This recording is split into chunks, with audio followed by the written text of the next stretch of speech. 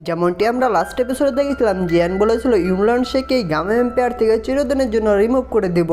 তারপর আমরা আইস এম্পায়ার এবং জিয়ানকে বাইরে দেখতে পাই। তখন আইস এম্পায়ার জিয়ানকে বলছিল মেজর 3টি ফ্যামিলি এবং ইম্পেরিয়াল ক্যাপিটাল আমাদের সাথে যোগাযোগ করেছে এবং যে অ্যালকেমিস্ট গিল্ড আছে তারা সবসময় বলে আসছে তারা সবসময় নিরপেক্ষ থাকতে চায়, তাই চলো এটি সম্পর্কে আমরা তাদের সাথে যোগাযোগ করি।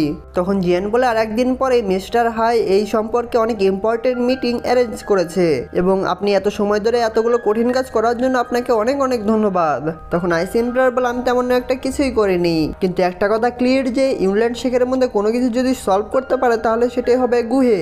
তখন জিয়ান বলে গুহে তো অনেক স্ট্রং 6th গ্রেড অ্যালকেমিস্ট, আর গুহে যদি কোনোভাবে ইংল্যান্ড শেখকে সাহায্য করে তাহলে এই গামা এম্পায়ারের মধ্যে সবচেয়ে 10 জন শীর্ষ স্ট্রং পাওয়ার হাউসের মধ্যে 5 জনকেই তারা ইংল্যান্ড শেখের সাথে নিয়োগ করতে পারে। এটি শুনে জিয়ান একটু চিন্তিত হয়ে যায় এবং হাঁটতে হাঁটতে সামনে ইয়াফিকে দেখতে পাই। তখন ইয়াফি জিয়ানকে দেখে তার ফাইটারদেরকে বলে এটি সম্পর্কে যত তাড়াতাড়ি সম্ভব আমাকে খবর দেবে। তখন ফাইটারগুলো ইয়াফিকে গ্রিট করে সেখান থেকে চলে যায়। তখন ইয়াফি বলে জিয়ান এবং আইস এম্পায়ার আপনার তো ফাইট করার জন্য রেডি হয়ে গিয়েছেন মনে হয়। অন্যদিকে জিয়ান ইয়াফিকে দেখতেই ছিল। তখন ইয়াফি লজ্জা পেয়ে বলে জিয়ান তোমার কি হয়েছে?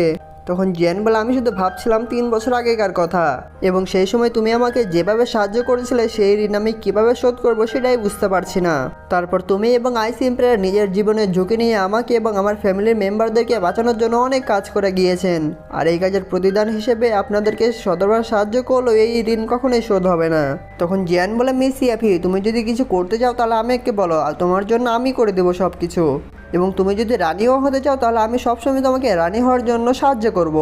তখন ইয়াফি বলে তোমার সিস্টারের রানী হওয়ার জন্য কোনো আগ্রহ নেই, কিন্তু এই মিটিংয়ের মধ্যে গামা এম্পায়ারের 3টি মেজর ফোর্স থাকবে, তাই তুমি একটু কেয়ারফুল থাকবে।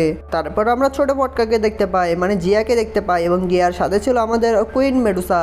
এই সিনটা অনেক ফানি হয়ে যায়। কুইন মেডুসা জিয়ানকে দেখে, জিয়ান কুইন মেডুসাকে দেখে এবং ইয়াফি কুইন মেডুসাকে দেখে। তখন ইয়াফি কুইন মেডুসাকে দেখে জিয়ানকে জিজ্ঞেস করে এই মেয়েটা আসলে কে? তখন জিয়ান বলে আমার ফ্রেন্ড এবং তুমি তাকে কাইলিন বলে ডাকতে পারো। তখন ইয়াফি বলে ও আপনার নাম মিস কাইলিন এবং আপনি তো অনেক বিউটিফুল দেখছি, আর আমার সন্দেহ নেই যে মিস কাইলিন আপনি জিয়ানের সাথেই রয়েছেন। তখন জিয়ান মনে মনে বলে ইয়াফিকে আজকে অদ্ভুত লাগছে কেন এবং কুইন মেডুসাকে কি বলছে। তারপর আবার একটু ফানি সিন হয়ে যায়, মানে কুইন মেডুসা ইয়াফিকে দেখে, ইয়াফি কুইন মেডুসাকে দেখে, আবার জিয়ান আবার কুইন মেডুসাকে দেখে, তখন আবার আইস এম্পায়ার আবার কুইন মেডুসাকে দেখে, মানে বারবার সবাই একে অপরের দিকে তাকাচ্ছিল। তখন কুইন মেডুসা ইয়াফিকে বলে তুমি যেটি এখানে জিয়ানকে সাহায্য করার কথা বলেছো, আমি এখানে জিয়ানকে সাহায্য করার জন্য আসিনি। এটি শুনে জিয়ানের কিডনি অ্যাটাক হয়ে যায় এবং আইস এম্পায়ারও একটু অবাক হয়ে যায়। তখন আইস এম্পায়ার একটু ভয় পেয়ে বলে ইয়াফি আমাদের অক্সিজেন হাউস আবার আজকেরই ওপেন হবে, তাই তুমি এদিকে না দেখে সেই অক্সিজেন হাউসের দিকে নজর রাখলে সবচেয়ে ভালো হয়। তখন ইয়াফি চুলের স্টাইল মেরে জিয়ানের কাছে যায়। তখন ইয়াফি জিয়ানকে বলে এই ছোট ছেলে। অন্যদিকে কুইন মেডুসা এটি দেখে কুইন মেডুসার মনের মধ্যে কি চলছিল আপনারাই ভালো করে জানেন। সেই মিটিংয়ের মধ্যে কি হবে সেগুলো নিয়ে বেশি রাগারাগি হলে কিছু মনে করবে না। ইয়াফি আরও বলে জিয়া ফ্যামিলির দায়িত্ব এখন শুধু তোমার কাঁধেই ঝুলছে না, আমাদের উপরেও কিছু দায়িত্ব রয়েছে এবং সবসময় কেয়ারফুল ভাবে চলবে, কারণ তুমি ভুলে যেও না তুমি আমাকে এগুলো নিয়ে প্রমিস করেছিলে। আর এখন তোমরা যেতে পারো, আর যখন আমি ইউল্যান্ড শেখ সম্পর্কে নতুন কোনো নিউজ পাবো তখন আমি তাড়াতাড়ি তোমাদেরকে জানিয়ে দিব। তখন জিয়ান ইয়াফিকে গ্রিট করে বলে থ্যাংক ইউ ইয়াফি। তখন জিয়ান কুইন মেডুসাকে বলে চলেন যাই এখন। তখন কুইন মেডুসা বলে তুমি যাও, তুমি নিজে নিজে যেতে পারবে। এই বলে কুইন মেডুসা সেখান থেকে চলে যায়। তখন জিয়ান আস্তে আস্তে বলে রাগে মেয়ে আজকে এরকম অদ্ভুত আচরণ করছে কেন, এবং আমি এই মেয়েকে অ্যালকেমিস্ট গিল্ডে যাওয়ার জন্য রাজি করতে পারলাম না। তখন জিয়ান আইস এম্পায়ারকে বলে চলুন সময় নষ্ট না করে সেই মিটিং এ অ্যাটেন্ড করি। তখন আইস এম্পায়ার বলে হুম, আর এখান থেকে সিন চেঞ্জ হয়ে যায়। তারপর আমরা একটি মার্কেটের মধ্যে দেখতে পাই যেখানে আইস এম্পায়ার জিয়ানকে বলছিল তুমি প্রথমে অ্যালকেমিস্ট গিল্ডের মধ্যে যাও আর আমি এখানে অন্যরকম কিছু প্রিপেয়ার করে আসি।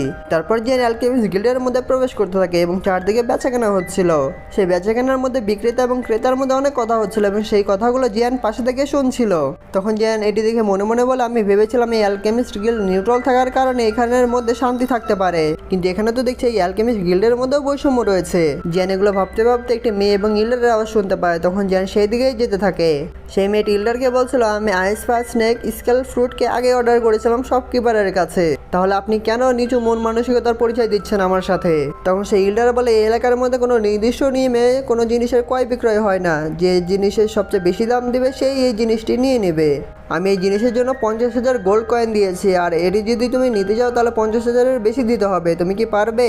অন্যদিকে সে শপকিপার বলে এটি অনেক সম্মানের যে আপনারা দুইজন এই ফ্রুটটি কিনে ফেলেছেন। আপনারা চাইলে এরকম আরেকটি ফ্রুট কিনতে পারেন, কিন্তু আপনাদের মধ্যে ঝামেলা করবেন না।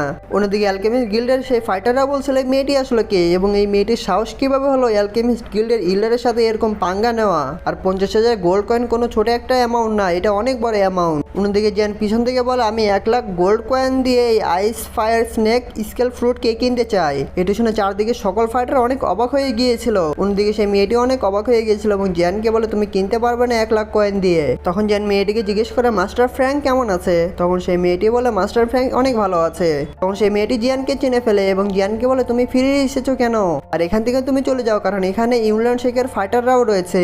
তখন জিয়ান বলে আচ্ছা ঠিক আছে, প্রবলেম নেই। তখন সেই ইল্ডার বলে আরে কোথা থেকে এলো এই রিচম্যান, আর আমার মনে হচ্ছে এই রিচম্যান নিজের সুনাম করার জন্য এখানে অনেক পয়সা খরচ করতে এসেছে। ইল্ডার আরও বলে এই মেডিসিনকে আর আমি কখনোই ব্যর্থ হতে দিব না। তখন জিয়ান তার ফ্লেম দিয়ে সেই মেডিসিনকে নিজের হাতে নিয়ে আসে। তখন জিয়ান বলে আপনি বলেছিলেন এই মেডিসিনের জন্য যে সবচেয়ে বেশি প্রাইস দিবে সেটি এটি নিয়ে নিতে পারবে, আর আমি এই মেডিসিনের জন্য আপনাকে আমি 1 লাখ গোল্ড কয়েন দিতে প্রস্তুত। তখন সেই ইল্ডার বলে তোমার টিচারই বা কে, আর তুমি এত অহংকারী কেন? তখন সেই ইল্ডার সেই মেডিসিনটি নিতে চায়, কিন্তু জিয়ান সেই মেডিসিন কি কখনোই আর দেবে না।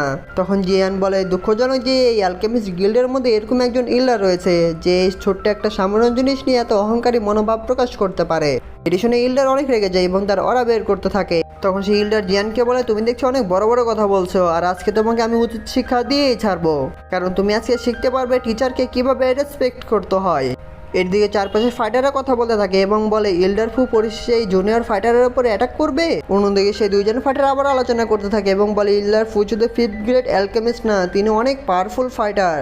আর এটি বলতে বলতে সেই ইল্ডার জিয়ানের উপর অ্যাটাক করতে দেয়, কিন্তু জিয়ান কোনো পাওয়ার ইউজ না করে তার হাত দিয়ে সেই ইল্ডারকে অনেক দূরে ফেলে দেয়।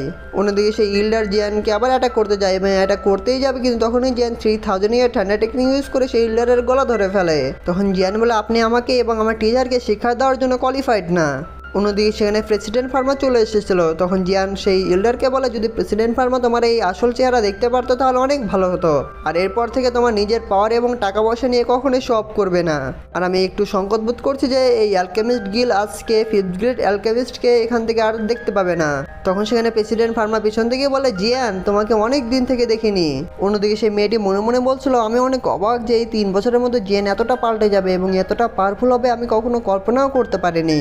সেই মেয়েটি মনে মনে আরও বলছিল আরে আমি এত অবাক হচ্ছে কেন, আমার টিচার তো আমাকে আগেই বলেছিল জিয়ান ফিউচারে অনেক এক্সট্রা অর্ডিনারি বয় হবে। অন্যদিকে প্রেসিডেন্ট ফার্মা বলে আজকের বিষয় নিয়ে তোমরা টেনশন করিও না, আজকের বিষয়টি আমরা ভালোভাবেই নিয়েছি, আর এখানকার সকল ফাইটার তোমাকে দেখার জন্য এবং তোমাকে স্বাগতম জানানোর জন্য অনেকক্ষণ ধরে ওয়েট করছে। তখন জিয়ান বলে প্রেসিডেন্ট ফার্মা চলেন তাহলে যাই।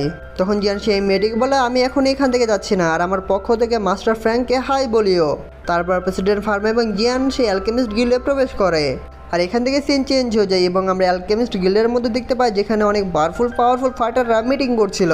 সেই মিটিংয়ের মধ্যে যে মাস্টার জিংচ্যাং এবং প্রেসিডেন্ট ফার্মা সহ অনেক বড় পাওয়ারফুল ফাইটাররাও ছিল। তারপর সেখানে জিয়ান আসে এবং সবাইকে বলে আমি এখানে 3 বছর থেকে আপনাদের কাউকেই দেখতে পাইনি, কিন্তু 3 বছরে সব কিছু ভালোই রয়েছে।